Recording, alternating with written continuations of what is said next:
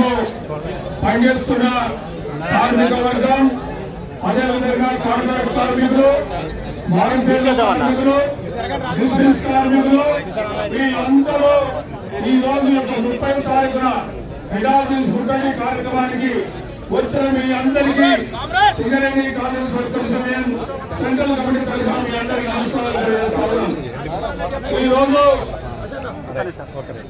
నిన్నటి వరకు ఎండలు కూడా బాగా పుట్టినాయి. ఈ రోజు కూడా ఎండ కూడా మనకు సహకరించింది. అంటే మనం చేసే పోరాటంలో నిజాయితీ ఉందని చెప్పి ఎండకు కూడా అర్థమైంది. కాబట్టి ఎండ ఈ రోజు మనకు సహకరిస్తున్నట్టుగా భావించాలి.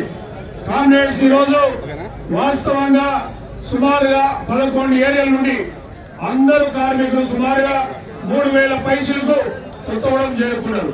వారి ఒక్కరోజు వేతనం దాదాపు 1500 నుంచి 2000 అయినా లెక్క చేయకుండా న్యాయమైన డిమాండ్ల పరిష్కారం కోసం రావడం జరిగింది. ఈ యొక్క జాతరకు ప్రధానమైన కారణం సింగరేణిని రక్షించుకుందాం ఒకటే నినాదం. అందులో ఈ రోజు నూతన పొక్కలు రావాలి, లేకపోతే కార్మిక వర్గానికి భవిష్యత్తు లేదు. దానికోసం రెండవది ఈ సింగరేణి ఆర్థికంగా ప్రభుత్వాలు దోచుకుంటా ఉన్నారు, దీన్ని నిలిపివేయాలి. అదేవిధంగా అక్రమ టెండర్లలో సింగరేణి అధికారులు కూడా దీని అవినీతి పాల్పడుతూ ఉన్నారు, దీన్ని నిలిపివేయాలి.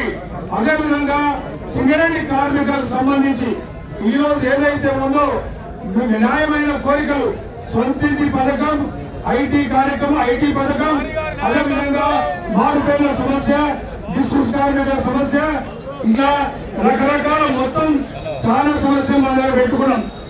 వాటన్నిటినీ సాధించే క్రమంలో దాన్ని కూడా ఒకటి తీసుకోవాలి. అదేవిధంగా రాజకీయ జోక్యం సింగరేణిలో ఉండకూడదు.